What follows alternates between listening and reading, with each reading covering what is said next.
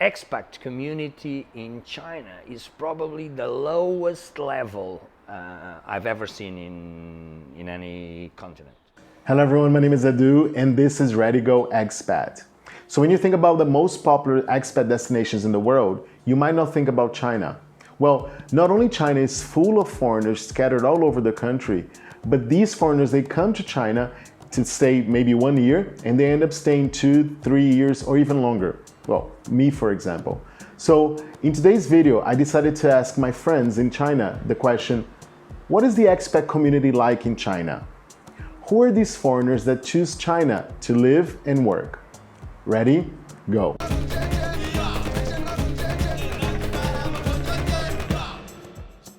I don't think that I can speak to the expat community in China. I can speak to the expat community in Nanchang, where I live. And actually it's nice because it's not a huge community, so it's very accessible.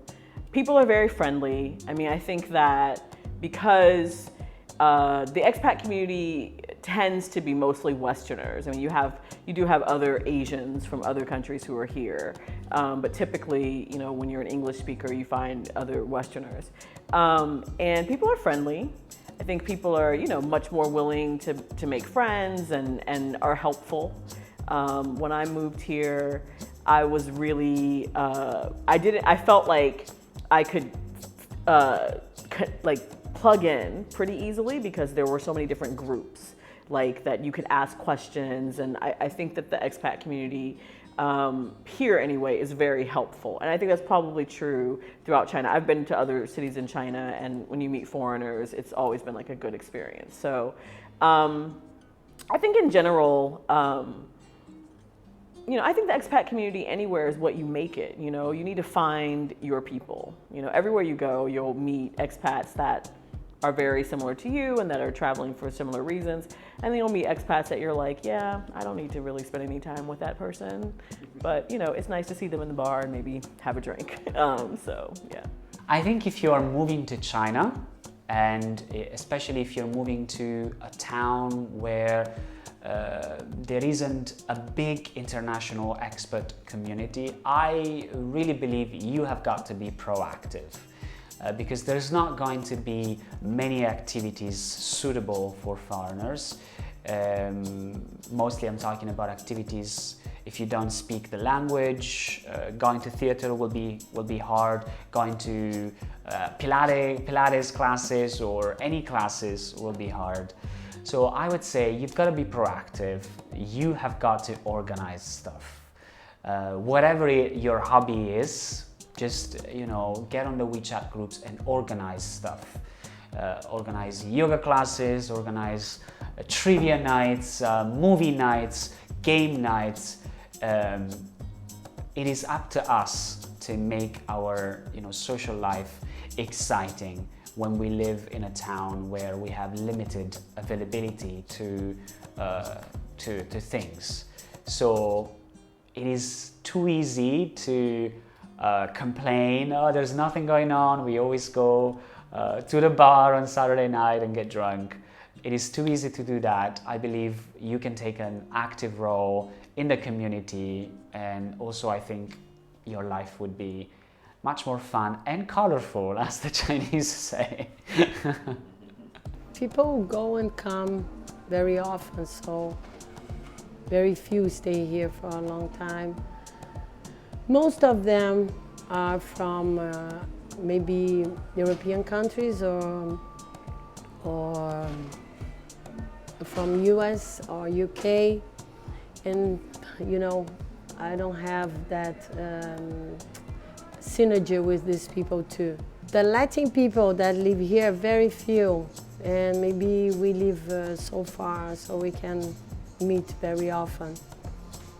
Yes, you know, I just have relationship with my students, mainly the people I work with, and my family, my kids, because I brought them here. So these are the people that I have relationship to. And sometimes I see the expats. And when we meet, it's amazing because maybe it's Halloween or maybe it's Christmas, so we get together and we have this feeling that we are family.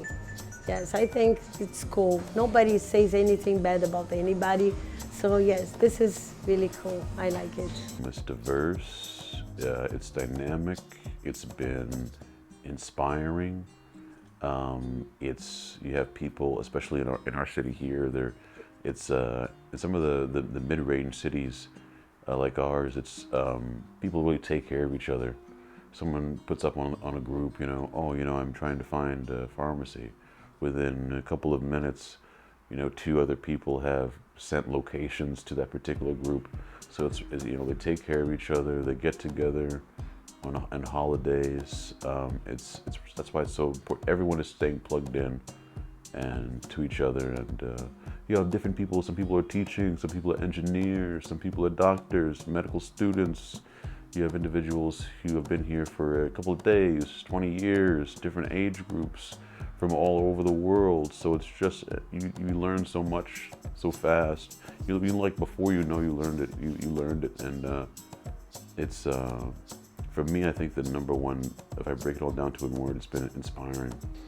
Well, it's not very polite, probably, what I'm going to say, but I've lived in and worked in 4 continents. And the Chinese, the expat community in China is probably the lowest level I've ever seen in any continent.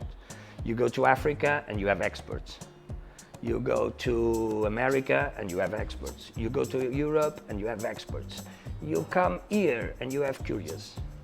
You have people that came to study here and stayed and they don't know anything about the world. You have guys that come from McDonald's to teaching English. It's a very awkward community. Of course, there's luckily also some good experts, but on an average level, it's the worst expat community I've ever seen in any continent. Nowadays, we have more foreigners, but I feel like people are more connected. There are like certain bars that everybody goes to, so you can meet a lot of people there. And I feel like right now maybe I've changed, but like there's no pressure right now. You go, you talk to anybody, and you find out about everybody's life, because like that's what people like to do. They tell you about other people's life. Foreigners in China come from literally all the countries in the world. So first, there are the international students in China. So 50 to 60% of the international students come from Asia and Africa. So I have many friends who are from Pakistan, India, Tanzania, Cape Verde, Bangladesh, the Philippines, and so on. Then you got the professionals who come to China to work with a work visa. Most of them come to teach English. So if you get the teachers who work at universities, for example, they're usually in their mid-30s or late 50s. And they come from also many different countries, North America, Europe, and they usually come to China and stay longer than 2 or 3 years, okay? Now, most of the teachers who come to China to work at training centers or language schools, and these teachers are usually in their early 20s. They've just graduated. They don't have experience teaching English. They just have a bachelor's degree and they get a TEFL certificate online. And then they move to China and they stay usually 1 or 2 years, and they're not worried about saving money, but they want to earn enough so that they can travel around China and also travel around Asia.